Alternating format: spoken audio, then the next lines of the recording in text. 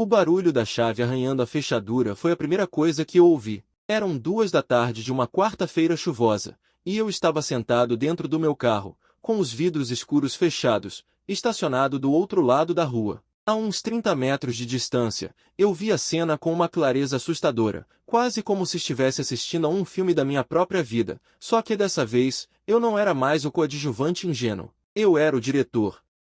Na porta da mansão imponente, com colunas brancas e um jardim recém-plantado que custou o preço de um carro popular, estava Dona Sônia, minha quase sogra, brigando com a maçaneta. Ela forçava, empurrava, girava a chave com violência, como se a porta tivesse a obrigação moral de abrir só porque ela queria. Atrás dela, um caminhão de mudanças enorme ocupava a rua inteira, com o motorista fumando um cigarro, impaciente, olhando para o céu cinza carregado de nuvens. Ele sabia que ia cair um temporal a qualquer momento. Ela também sabia. Mas o que ela não sabia, e o que estava prestes a descobrir da pior maneira possível, era que aquela chave nunca mais iria funcionar. Eu senti meu coração bater na garganta, não de medo, mas de uma adrenalina fria, calculada. Minhas mãos estavam firmes no volante, segurando não a direção, mas um envelope pardo. Dentro dele, o documento original da escritura, aquele que elas achavam que estava guardado no cofre do quarto da Camila. Olhei para o espelho retrovisor e vi meus próprios olhos. Não havia remorso ali. Havia apenas a exaustão de quem carregou o mundo nas costas por 3 anos e a satisfação silenciosa de quem finalmente soltou o peso. Elas acharam que eu era o banco da família, a fonte inesgotável de recursos, o bom moço que aceitava tudo em nome do amor. Só esqueceram de um detalhe fundamental: até o banco cobra juros quando o contrato é quebrado. E, naquele dia, a cobrança tinha chegado. Se você já teve que ensinar uma lição amarga a alguém que abusou da sua bondade, você sabe exatamente o que eu estava sentindo naquele momento. Aquele misto de dor e alívio, de querer chorar e de querer rir ao mesmo tempo. Fique comigo,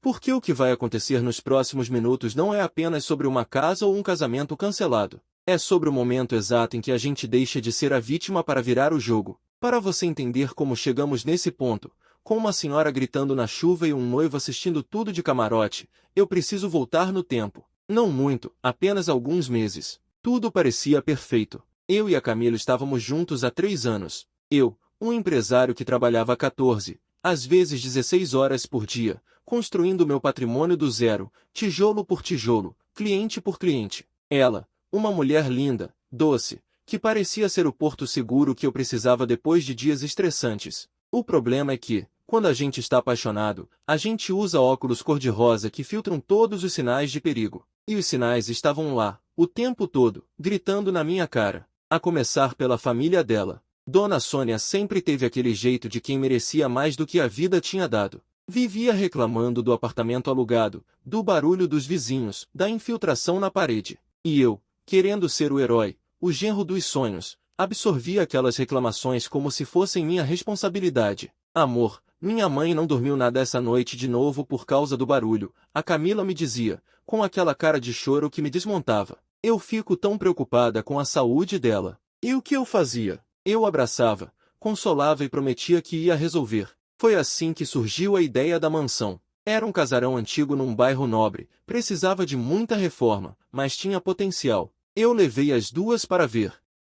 Lembro como se fosse hoje o brilho nos olhos da Dona Sônia quando ela entrou na sala principal, com aquele pé direito duplo e a escadaria de madeira. Não era gratidão o que eu vi ali, hoje eu sei. Era cobiça, pura e simples. Ela não via um lar, ela via um troféu. Ela andava pelos cômodos já apontando onde ficariam os móveis, que parede ia derrubar, ignorando completamente o fato de que eu ainda nem tinha feito a proposta de compra. Mas eu comprei. Dei de entrada uma parte significativa das minhas economias e assumi um financiamento pesado. A ideia era reformar e dar de presente para a sogra morar, para que eu e a Camila pudéssemos começar nossa vida de casados sem preocupações, sabendo que a mãe dela estava bem instalada. Parecia o plano perfeito de um homem apaixonado e generoso. Só que, durante o processo da compra, aconteceu a primeira coisa estranha. Uma daquelas pequenas coisas que a gente ignora, mas que ficam coçando no fundo da mente. Estávamos no escritório do meu advogado, o Ricardo, um amigo de infância que sempre foi muito mais cético do que eu. A Camila insistiu, de um jeito quase agressivo, que a escritura fosse feita diretamente no nome da mãe dela, para ela se sentir segura. Amor. Ela já sofreu tanto na vida. Se estiver no nome dela, ela vai saber que ninguém tira. Eu olhei para o Ricardo. Ele me olhou de volta com aquela cara de quem diz, não faça isso. Ele tentou argumentar, falou sobre impostos, sobre proteção patrimonial, mas a Camila começou a chorar ali mesmo, na frente dele. Disse que eu não confiava nelas, que eu estava tratando a mãe dela como uma inquilina. Para evitar a briga, eu cedi. Disse que tudo bem, mas o Ricardo, Deus o abençoe, foi mais esperto. Enquanto eu acalmava a Camila no corredor, ele redigiu uma cláusula especial no contrato de doação, algo técnico, um usufruto vitalício com cláusula de reversão em caso de ingratidão grave ou ruptura do noivado antes do casamento civil. Era uma rede de segurança jurídica. Quando voltamos para a sala, ele explicou por cima, usando termos difíceis, e elas, na ânsia de assinar logo, nem prestaram atenção. Assinaram sorrindo. Eu assinei sentindo um aperto no peito, achando que estava sendo mesquinho por me proteger. Mal sabia eu que aquele pedaço de papel, aquela cláusula obscura que o Ricardo inseriu, seria a única coisa que me salvaria da ruína total. A reforma começou e, com ela, a minha transformação em um caixa eletrônico ambulante. O orçamento inicial dobrou em 2 meses. Dona Sônia queria mármore importado, queria torneiras douradas, queria um jardim de inverno. E a Camila? A Camila, que sempre foi contida, agora parecia achar normal gastar R$ 5.000 em um lustre. Eu trabalhava dobrado para cobrir os custos, chegava em casa exausto, só para ouvir reclamações de que a obra estava atrasada. Minha mãe está ansiosa, amor.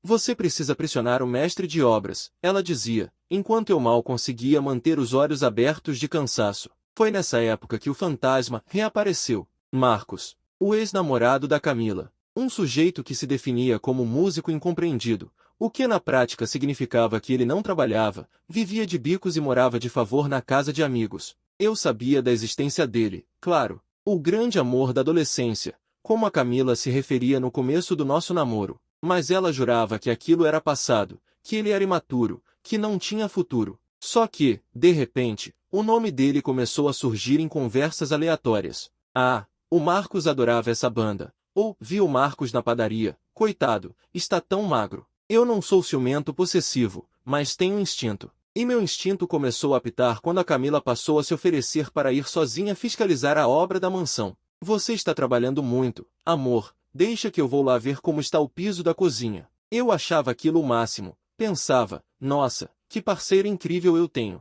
Que idiota eu era. Ela ia para a obra, sim, mas não ia sozinha. Eu comecei a notar detalhes. Pequenas inconsistências. Um dia, ela voltou da visita à obra com um cheiro forte de cigarro no cabelo. Eu não fumo. Os pedreiros fumavam, claro, mas ela dizia que ficava pouco tempo lá, só para dar instruções. Aquele cheiro estava impregnado, como se ela tivesse ficado horas em um ambiente fechado com alguém fumando. Quando perguntei, ela ficou na defensiva imediatamente. Ai, amor, você sabe como é a obra. Os pedreiros fumam o dia todo, o cheiro pega mesmo. Fez sentido na hora. Eu queria acreditar. Eu precisava acreditar, porque o casamento estava marcado, os convites já tinham sido enviados, e eu tinha acabado de gastar uma fortuna naquela casa maldita. Mas a dúvida é como uma semente. Uma vez plantada, ela cresce, se enraiza e começa a rachar as fundações de tudo que você construiu. E a minha fundação estava prestes a desmoronar. Era uma dúvida pequena, dessas que a gente empurra para debaixo do tapete da consciência, achando que vai desaparecer. Mas ela não desapareceu. Pelo contrário, começou a ganhar corpo nas semanas seguintes. As visitas à obra da Camila se tornaram mais frequentes e mais longas. O mestre de obras precisou tirar umas dúvidas sobre o encanamento. Amor, demorou mais do que eu esperava, ela me dizia, com aquele sorriso ensaiado que eu amava tanto. E eu, o idiota apaixonado, respondia, tudo bem, linda, obrigado por cuidar disso pra gente. A gente? Não existia a gente naquela equação, só que eu ainda não sabia. O golpe final, a prova definitiva de que eu estava sendo feito de palhaço, veio de onde eu menos esperava, da tecnologia. Eu sou um cara metódico, gosto de controle. Quando a reforma da mansão entrou na fase de acabamento, eu mandei instalar um sistema de segurança de última geração. Câmeras em todos os cômodos, sensores de movimento, microfones de alta sensibilidade, tudo conectado ao meu celular. A ideia era simples, monitorar o trabalho dos pedreiros e garantir que ninguém roubasse os materiais caros que estavam chegando. Eu avisei a dona Sônia e a Camila sobre as câmeras externas, para elas se sentirem seguras. Mas as internas? Ah, as internas eu deixei como uma surpresa para depois da mudança. Eu queria mostrar para Camila como eu cuidava da segurança da nossa futura família. Ironia do destino, não é? A ferramenta que eu comprei para proteger nosso futuro foi a mesma que destruiu meu presente. Foi numa terça-feira à tarde. Eu estava no meio de uma reunião com investidores, o celular vibrando no bolso. Era uma notificação do aplicativo de segurança, movimento detectado na Suíte Master. Estranho. A obra estava parada naquele dia, os pedreiros tinham folga. Pensei que fosse algum entregador ou talvez a dona Sônia indo medir alguma coisa. Discretamente, debaixo da mesa de vidro da sala de reuniões, abri o aplicativo. A imagem demorou uns segundos para carregar por causa do sinal ruim do prédio, mas quando apareceu, o som veio primeiro. Risadas. Eram risadas leves, descontraídas, o tipo de som que duas pessoas fazem quando compartilham uma cumplicidade íntima. A imagem clareou e lá estavam elas, Camila e Dona Sônia, sentadas no chão da suíte master, cercadas por amostras de tecido para as cortinas. Até aí, tudo normal. Mas o diálogo foi o que fez o meu sangue gelar nas veias e o mundo ao meu redor ficar em silêncio absoluto. Mãe, você precisa ver a cara dele quando eu disse que o lustre custava 5.000, a Camila dizia, rindo enquanto segurava uma taça de vinho. Vinho que, detalhe, eu tinha comprado para comemorar nosso noivado e estava guardado na adega que eu nem sabia que já estava funcionando. Dona Sônia riu de volta, aquele riso estridente que sempre me incomodou, mas que eu tolerava. Ah, filha, aproveita. Homem apaixonado é a melhor fonte de renda que existe. Mas me diz uma coisa, e o Marquinhos? Ele já viu onde vai ficar? O meu coração parou por um segundo. Marquinhos, o músico incompreendido, o cara que não tinha futuro. Por que diabos a minha sogra estava perguntando dele numa conversa sobre a minha casa? A resposta da Camila foi como um soco no estômago, daqueles que tiram o ar e te deixam zonzo. Calma, mãe, o Marcos sabe que tem que esperar. O plano é o seguinte, a gente casa, espera a poeira baixar uns 6 meses, e aí eu convenço o idiota a construir aquele estúdio no anexo dos fundos. Digo que é para eu ter um hobby, sei lá. Aí o Marcos pode vir trabalhar aqui sem levantar suspeita. E quando a escritura definitiva sair no seu nome, bom, aí a casa é nossa, e a gente faz o que quiser. Dona Sônia bateu palmas, encantada. Você é um gênio, minha filha. Aquele anexo é perfeito para ele. E o bobão lá pagando tudo, achando que vai ter a família feliz de comercial de margarina. Eu desliguei o celular. A reunião continuava ao meu redor, pessoas falavam sobre taxas de juros e retornos sobre investimento, mas eu não ouvia nada. Eu estava em estado de choque. Não era só uma traição física, era uma traição completa, sistêmica, planejada. Elas não estavam apenas me enganando, elas estavam rindo de mim. Eu era a piada interna delas. O bobão, o banco, toda aquela conversa de amor, de futuro, de filhos, tudo era parte de um script para garantir que o Marcos, o encostado, tivesse onde morar e onde trabalhar às minhas custas. A raiva veio depois do choque. Uma raiva quente, vulcânica, que me deu vontade de levantar daquela mesa, dirigir até lá e expulsar as duas aos gritos. Mas eu não fiz isso. Eu respirei fundo, bebi um gole de água, e me lembrei de quem eu era. Eu não construí uma empresa do nada sendo impulsivo. Eu construí sendo estratégico. Se elas queriam jogar xadrez, eu ia mostrar quem era o mestre. Saí da reunião mais cedo, alegando uma enxaqueca. Entrei no carro e fiquei parado no estacionamento por quase 1 hora, apenas pensando. Replay mental de todas as conversas, de todos os pedidos de dinheiro, de todas as vezes que eu me senti culpado por não dar mais. A imagem da Camila beijando Marcos na minha mente se misturava com a voz da Dona Sônia me chamando de filho querido. Aquilo me dava náuseas. Mas a náusea passou e deu lugar a uma frieza que eu desconhecia em mim mesmo. Peguei o telefone e liguei para o Ricardo. Ricardo, lembra daquela cláusula? A do usufruto reversível? Pois é, prepara a papelada. Vamos acionar. Mas tem que ser agora, antes do casamento civil. O Ricardo, sempre profissional, percebeu o tom na minha voz e nem fez perguntas desnecessárias. Vou preparar a notificação extrajudicial, mas preciso de provas da ingratidão grave para garantir que não haja contestação. Você tem algo concreto? Eu tenho um vídeo em 4K e áudio Dolby Digital delas confessando o golpe. Respondi. Serve. Ele riu, um riso seco. Serve. Serve demais. Manda pra mim. E agora? Vai confrontar elas? Não, eu disse. olhando para o meu reflexo no espelho retrovisor.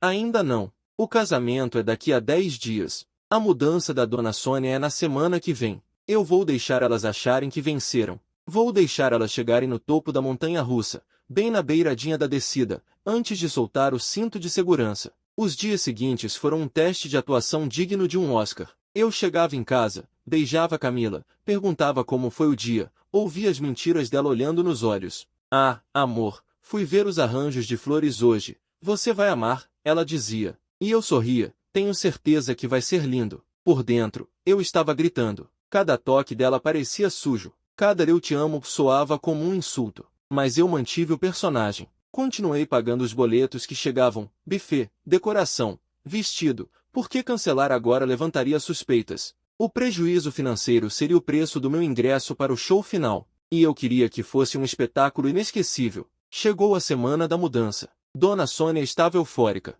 Ela já tinha empacotado tudo do apartamento alugado, entregado as chaves para a imobiliária, queimado as pontes. Finalmente vou para a casa que eu mereço. Ela postou no Facebook, com uma foto da fachada da mansão. Eu curti a foto. Comentei. Você merece tudo o que está por vir, sogrinha. A ambiguidade da frase passou despercebida pela arrogância dela. O plano era simples e cruel. No dia da mudança, a Camila estaria fora. Num dia de noiva no spa, um presente meu para ela relaxar antes do grande dia. Dona Sônia chegaria na mansão com o caminhão, achando que eu estaria no trabalho. Só que eu tinha feito uma pequena alteração na rotina da casa naquela manhã. Às 7 horas da manhã do dia da mudança, chamei um chaveiro de confiança. Trocamos todas as fechaduras. Todas. Portões, portas principais, portas de serviço. Desativei as senhas digitais antigas e cadastrei novas. Coloquei o sistema de segurança no modo fortaleza. Se uma mosca entrasse sem permissão, o alarme soaria. Depois, fui para o meu carro, estacionei do outro lado da rua, numa posição estratégica onde eu tinha visão total da entrada, mas ficava camuflado pelas árvores e pelos vidros escuros. E esperei. Eram horas de espera, mas minha mente estava acelerada. Eu pensava em tudo que tinha vivido com a Camila. Os planos de viagens, os nomes dos filhos que nunca teríamos. Lucas e Sofia. Doeu pensar nisso. Doeu de verdade. Mas a dor era combustível. Eu não estava fazendo aquilo por vingança barata. Eu estava fazendo por dignidade. E então, o caminhão apontou na esquina. Era um caminhão enorme, daqueles baús gigantes, lotado com a vida inteira da Dona Sônia e, eu suspeitava, com algumas coisas do Marcos também, já infiltradas na mudança. Ela desceu de um táxi logo atrás, vestida como se fosse a dona do bairro, óculos escuros, bolsa de marca, que eu paguei, dando ordens aos carregadores. Cuidado com esse sofá. Essa caixa é frágil. Ela caminhou até o portão de pedestres, com aquele ar de rainha tomando posse do castelo. Pegou o molho de chaves que a Camila tinha dado a ela, chaves que agora não passavam de pedaços de metal inúteis. Ela enfiou a chave. Girou. Nada. Travou. Ela tentou de novo. Sacudiu o portão. Nada. Da minha posição, eu vi a confusão se formar no rosto dela. Ela olhou para a chave, olhou para o portão, olhou para os carregadores que esperavam com os braços cruzados. Deve ser algum jeito de abrir. Essa fechadura é nova. Eu imagino que ela tenha pensado. Ela tentou a outra chave. Nada. O motorista do caminhão buzinou, impaciente. Ela fez um sinal de que espera um pouco com a mão, visivelmente nervosa. Pegou o celular. Ligou para Camila. Eu sabia que a Camila não atenderia, porque o spa tinha uma política rigorosa de sem celulares durante os tratamentos, algo que eu fiz questão de escolher de propósito. Ela ligou para mim. Meu celular vibrou no banco do passageiro. Sogrinha piscando na tela. Deixei tocar. 1, 2, 3 vezes. O desespero começou a bater. Ela começou a esmurrar o portão, gritando: "Tem alguém aí? A chave não está funcionando." Os vizinhos começaram a aparecer nas janelas. Aquele bairro era silencioso, qualquer grito ecoava. Era exatamente o que eu queria. Testemunhas. Público. O palco estava montado e a atriz principal estava perdendo a compostura. Ela começou a discutir com os carregadores, que queriam descarregar logo ou ir embora. "Vocês não podem ir. Essa casa é minha. Eu só não estou conseguindo abrir", ela gritava, histérica. Foi nesse momento que eu decidi que era hora de entrar em cena. Liguei o motor do carro. O som suave do motor potente chamou a atenção dela. Ela olhou para o outro lado da rua e me viu saindo do carro, devagar, arrumando o terno, com um envelope pardo na mão. A expressão dela mudou de raiva para alívio. Graças a Deus você chegou. Essa porcaria de chave não funciona. Abre logo isso. Esses incompetentes querem ir embora. Eu atravessei a rua sem pressa. O asfalto estava molhado e meus sapatos faziam um som rítmico. Clop, clop, clop. Parei a uns 2 metros dela. O cheiro do perfume dela, doce demais, enjoativo, me atingiu. Olhei para os carregadores e disse, com voz calma e autoritária, podem ir embora, rapazes. Não vai ter mudança hoje. Nem amanhã. Nem nunca. A sogra olhou para mim com aquela cara de quem tinha acabado de encontrar água no deserto. Ela não fazia ideia de que eu não era água, mas a miragem. Graças a Deus, meu genro favorito, ela exclamou, ignorando o fato de que a filha dela não estava ali. Abre logo esse portão, menino, vai chover e meus móveis de jacarandá vão estragar. Eu continuei parado, com as mãos nos bolsos do terno, sentindo a chuva fina começar a molhar meus ombros. Eu não me mexi, nem 1 milímetro. Foi só aí, naquele silêncio estranho de 5 segundos, que a ficha dela começou a cair. O sorriso dela vacilou. O que foi? Perdeu a chave também. Eu tirei o envelope pardo do bolso interno do paletó. Ele estava um pouco amassado, mas o conteúdo era letalmente válido. Dona Sônia, comecei, com um tom de voz tão calmo que assustou até a mim mesmo. A senhora não vai entrar. Nem hoje, nem nunca. Essa casa não é sua. E, a partir de agora, sua filha também não é mais minha noiva. O rosto dela passou por uma metamorfose bizarra. Primeiro, a confusão genuína. Depois, uma risada nervosa, incrédula. Do que você está falando? Bebeu logo cedo? Abre logo isso. A Camila vai ficar furiosa com essa brincadeira de mau gosto. A Camila não tem mais direito de ficar furiosa com nada que venha de mim, respondi, tirando o celular do outro bolso. E se a senhora quiser saber o motivo, eu posso tocar o áudio aqui mesmo. Mas acho que a senhora já sabe do que eu estou falando. Lembra da conversa na suíte master? Sobre o Marcos? Sobre o idiota daqui pagar a festa e depois construir um estúdio pro amante nos fundos? A cor sumiu do rosto dela tão rápido que ela parecia um fantasma. Ela abriu a boca para falar, para negar, mas nenhum som saiu. Os carregadores, percebendo que o clima tinha azedado de vez, começaram a fechar as portas do caminhão. Patrão, a gente vai cobrar a diária do mesmo jeito, viu? Gritou o motorista. Eu fiz um sinal de positivo para ele. Pode mandar a conta. Vale cada centavo. Foi nesse momento que o carro da Camila virou a esquina. Um Uber Black. Ela devia ter visto as chamadas perdidas da mãe e, provavelmente, sentiu que algo estava errado. Ela desceu do carro ainda de roupão branco do spa, com uma toalha na cabeça, chinelos de hotel. Uma imagem ridícula para o fim de um relacionamento, mas perfeitamente adequada para o circo que aquilo tinha se tornado. Ela correu em nossa direção, os chinelos batendo na calçada molhada. Amor, mãe, o que está acontecendo? Por que o caminhão está indo embora? Ela olhou para mim, depois para a mãe, que estava paralisada, segurando a grade do portão como se fosse uma prisioneira. Pergunta para sua mãe. Camila, eu disse, sem me aproximar. Ou melhor, pergunta para o Marcos. Quem sabe ele não tem um quarto vago na casa dos amigos dele para ela ficar.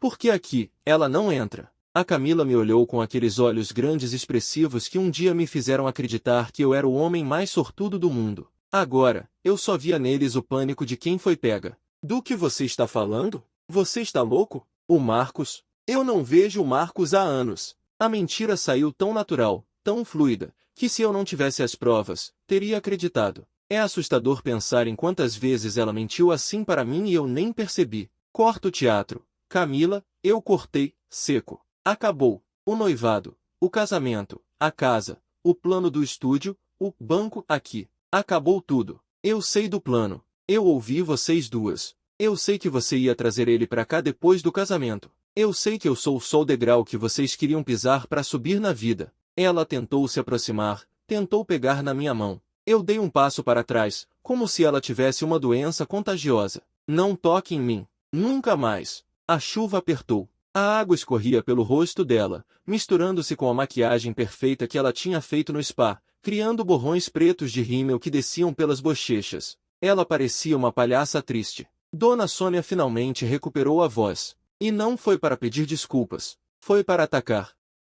Você não pode fazer isso. A gente tem um contrato. A escritura está no meu nome. Eu vou chamar a polícia. Eu vou te processar e tirar até as suas calças, seu moleque ingrato. Eu ri alto. Uma gargalhada libertadora que ecoou na rua vazia. Levantei o envelope. Ah, o contrato. Que bom que a senhora lembrou. Sabe aquela cláusula chata que o Ricardo leu rápido no dia da assinatura? Aquela sobre ingratidão grave e rompimento unilateral? Pois é, ela foi ativada ontem à tarde. O cartório já foi notificado. A reversão de posse é automática. Essa casa voltou a ser minha legalmente há 12 horas. Se a senhora tentar entrar, aí sim a gente chama a polícia. Por invasão de propriedade. O silêncio que se seguiu foi pesado, denso. A Camila olhou para a mãe com ódio. Não ódio de mim, mas ódio da mãe por ter sido gananciosa demais, por ter falado demais. Mãe, você disse que estava tudo certo. Você disse que ele era burro. A Camila gritou,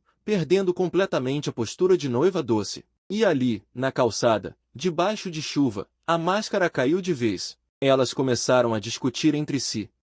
A culpa é sua que não soube segurar o homem. Ficou de papinho com aquele vagabundo do Marcos antes da hora, rebateu a dona Sônia. Eu assisti aquilo por mais alguns segundos, sentindo uma mistura de nojo e pena. Pena não delas, mas do tempo que eu perdi. Entrei no meu carro, dei partida e baixei o vidro apenas o suficiente para dizer uma última frase. O caminhão já foi. Sugiro que vocês chamem outro Uber.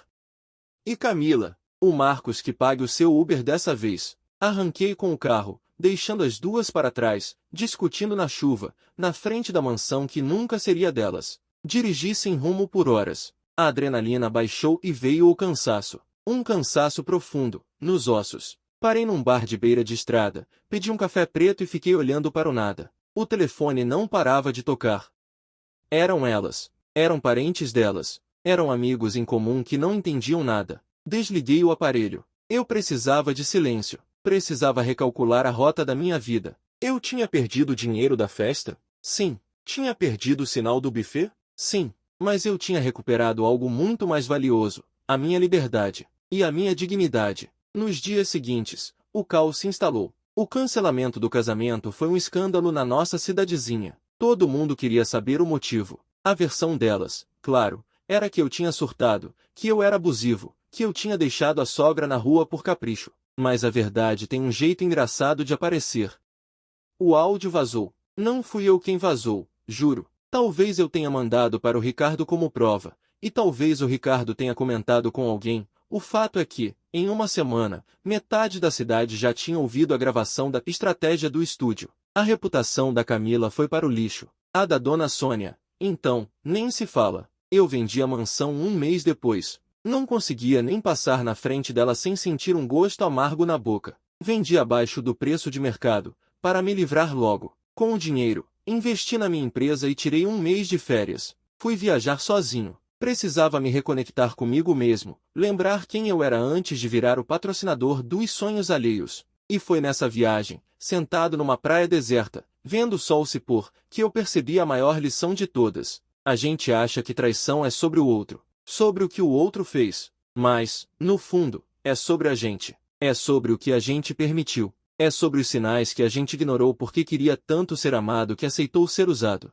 Hoje, 2 anos depois, eu estou em outro relacionamento. Uma mulher que trabalha, que divide a conta, que não tem pressa. E a casa? Moramos num apartamento confortável, nada de mansões. E a escritura? A escritura está no meu nome. E só no meu nome. Porque a gente aprende. A cicatriz fica, não para doer, mas para lembrar.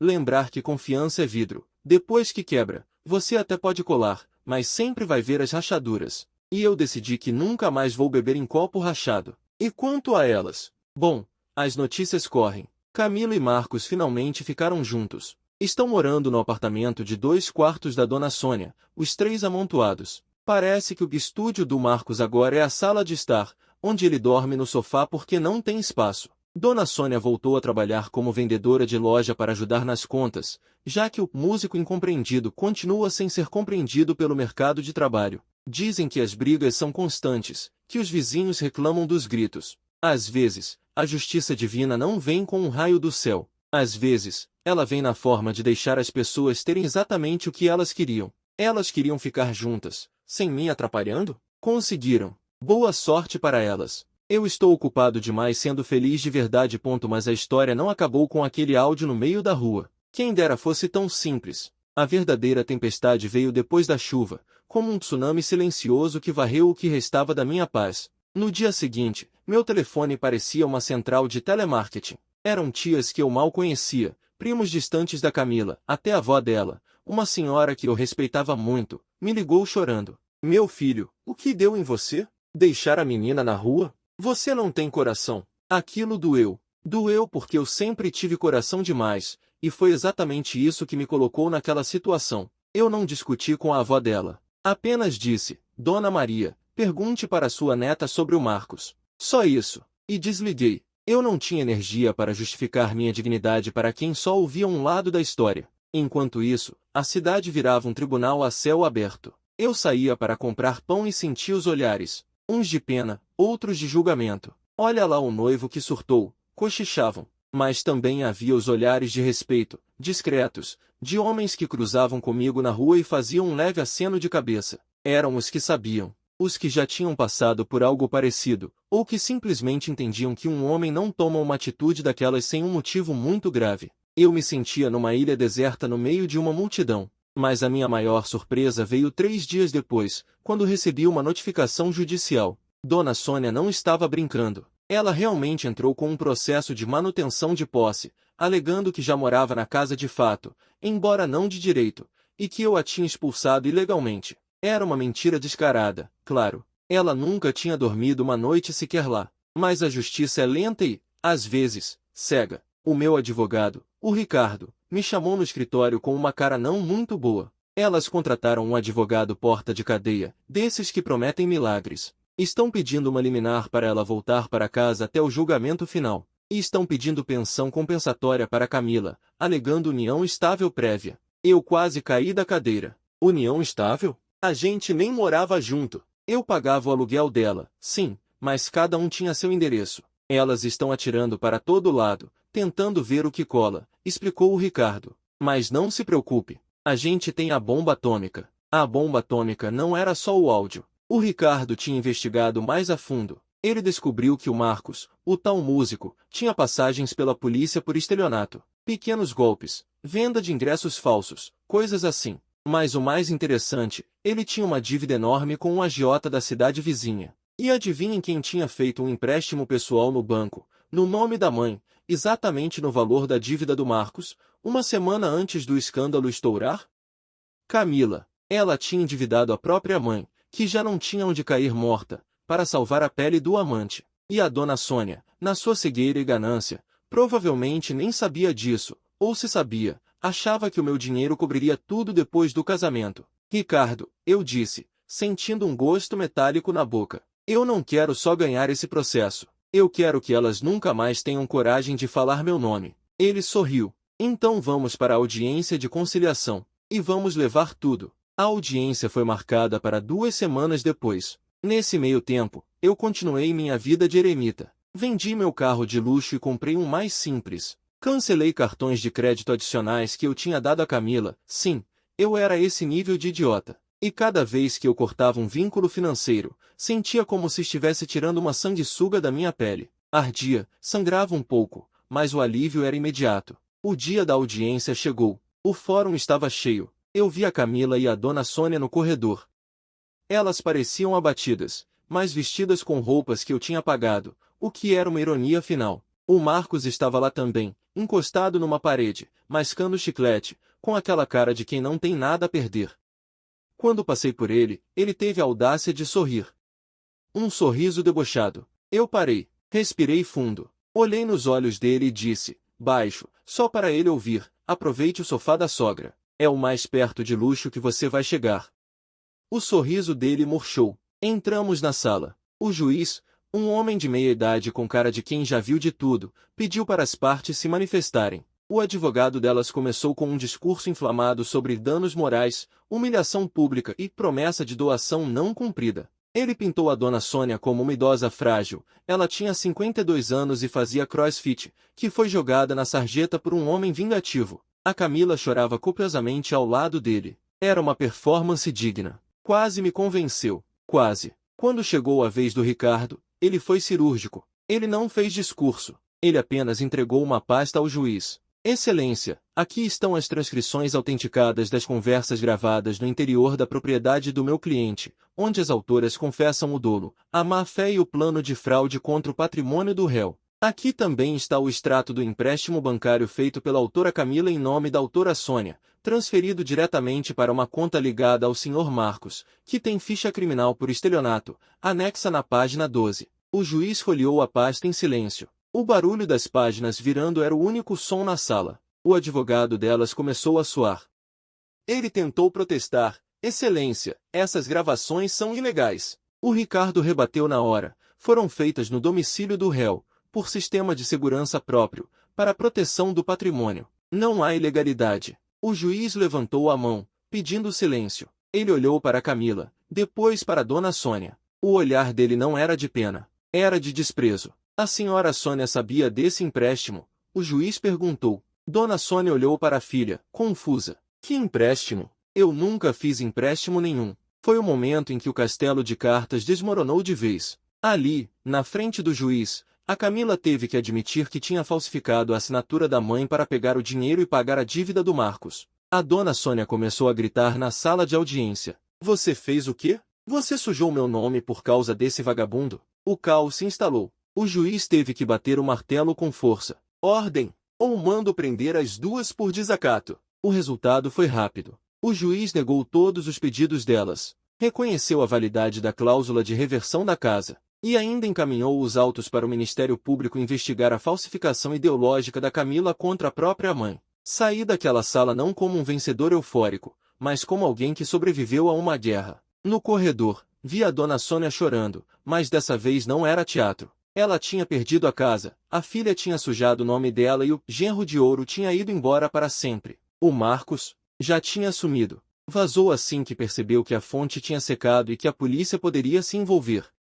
Eu caminhei até o meu carro simples no estacionamento. O sol estava brilhando lá fora, um contraste brutal com a tempestade do dia da mudança. Eu me sentia leve, mas também me sentia vazio. É estranho como a gente se define pelo que a gente dá aos outros. Eu era o provedor, o namorado perfeito, o genro generoso. Agora, eu não era nada disso. Eu era apenas eu. E eu precisava descobrir quem era esse eu que tinha sobrado nos escombros. A recuperação não foi fácil. Não vou mentir para vocês dizendo que saí de lá e fui feliz para sempre no dia seguinte. Tive noites de insônia. Tive pesadelos com a voz da Camila. Tive medo de confiar de novo. Comecei a fazer terapia, algo que eu, na minha arrogância masculina, sempre achei coisa de gente fraca. Foi a melhor decisão da minha vida. Lá, entendi que minha necessidade de agradar, de comprar amor com presentes caros, vinha de uma insegurança profunda. Eu achava que, se não fosse útil, não seria amado. E elas farejaram isso como tubarões farejam sangue. Meses se passaram. A empresa cresceu, porque quando você para de gastar energia com dramas emocionais, sobra muito mais foco para o trabalho. Mas eu mudei meu estilo de liderança. Fiquei mais atento, mais criterioso. Aquela ingenuidade boboca morreu no dia em que o chaveiro trocou as fechaduras da mansão. E então, num sábado qualquer, eu estava numa livraria, na seção de negócios, quando uma mão tocou meu ombro. Virei e vi um rosto conhecido. Era a irmã mais nova da Camila, a Júlia. A única da família que nunca me pediu nada, que sempre ficava quieta nos cantos. Eu gelei, pensei, lá vem mais problema. Mas ela me olhou com uma tristeza sincera e me entregou um envelope pequeno. Não é nada de advogado, ela disse rápido. É só, eu achei que você devia ter isso de volta. Elas iam vender, mas eu peguei escondido. Abri o envelope ali mesmo, no meio da livraria. Não havia documentos, nem notas promissórias. Havia apenas uma foto. Uma Polaroid antiga, já meio desbotada, minha e da Camila no nosso primeiro ano de namoro. Estávamos comendo pastel na feira, rindo com a boca suja de açúcar e canela. Atrás, na letra dela, estava escrito, para sempre. A Júlia me observava, esperando uma reação. Eu olhei para a foto e senti, nada. Nem raiva, nem saudade. Apenas a constatação fria de que aquele para sempre tinha data de validade e que eu tinha sido o único a não ler o rótulo. Por que você está me dando isso? Perguntei. Porque a minha mãe queria queimar, a Júlia respondeu, baixando os olhos. Ela está queimando tudo que lembra você. Diz que dá azar. Mas eu achei que você merecia saber que nem tudo foi mentira. No começo, ela gostava de você de verdade. Antes do Marcos reaparecer, antes da ganância subir a cabeça da mamãe, ela era feliz com você. Eu só queria que você soubesse disso, para não achar que sua vida inteira foi uma farsa. Eu guardei a foto no bolso. Obrigado, Júlia. Mas o passado é um lugar onde a gente visita, não onde a gente mora. Diga para sua mãe que eu desejo que ela encontre a paz que o dinheiro não pode comprar. A menina sentiu, deu um meio sorriso triste e foi embora. Eu fiquei ali, cercado por livros de autoajuda e biografias de bilionários, pensando na ironia da vida. A Júlia, a única pessoa daquela família que nunca teve nada, foi a única que me deu algo de valor: o fechamento. A certeza de que eu não fui louco, apenas fui traído pela circunstância e pela fraqueza humana. Saí da livraria e fui caminhar no parque. O céu estava daquele azul intenso de outono, sem nenhuma nuvem. Lembrei do dia da chuva, do caminhão de mudança, do caos. Parecia outra vida. Meu telefone tocou. Era minha atual namorada, a Laura. Ei, você vem pro jantar? Fiz aquela lasanha que você gosta. A voz dela era calma, sem segundas intenções, sem manipulação. Tô indo, respondi. Levo o vinho, ela pediu. Levo, mas dessa vez, eu escolho a safra. Brinquei. Ela riu. Um riso genuíno. Enquanto dirigia para casa, passei, quase sem querer, pela rua da antiga mansão. Havia um carro novo na garagem, brinquedos de criança no jardim. Uma outra família morava lá agora. Uma família de verdade, eu esperava. Não senti dor, senti apenas gratidão. Gratidão por ter tido a coragem de puxar o freio de mão antes de cair no abismo. Gratidão pelo Ricardo, que foi mais do que um advogado, foi um irmão. E, estranhamente, gratidão até pela dona Sônia e pela Camila. Elas me ensinaram a lição mais cara e mais valiosa da minha vida. O amor próprio é o único investimento que nunca dá prejuízo. Dizem que a vingança é um prato que se come frio. Eu discordo. A vingança é um prato que a gente nem precisa comer.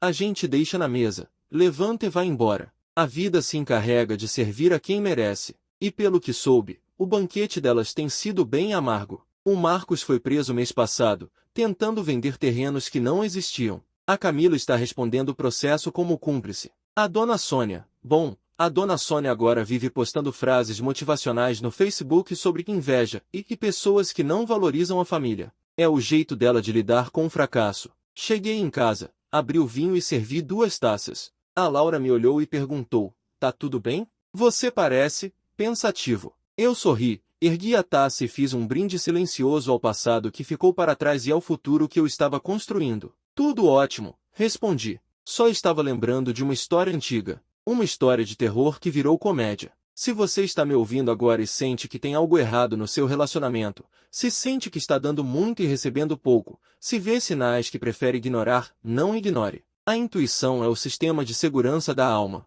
Quando o alarme tocar, não desligue. Investigue. E se descobrir que a casa está cheia de cupins, não tente reformar. Derrube tudo e construa de novo, em outro terreno, com bases sólidas. Dói? Dói pra caramba. Mas sabe o que dói mais? Passar a vida inteira morando de favor na mentira dos outros. Eu sou a prova viva de que existe vida após o naufrágio. E a vista daqui da praia, a vista é espetacular.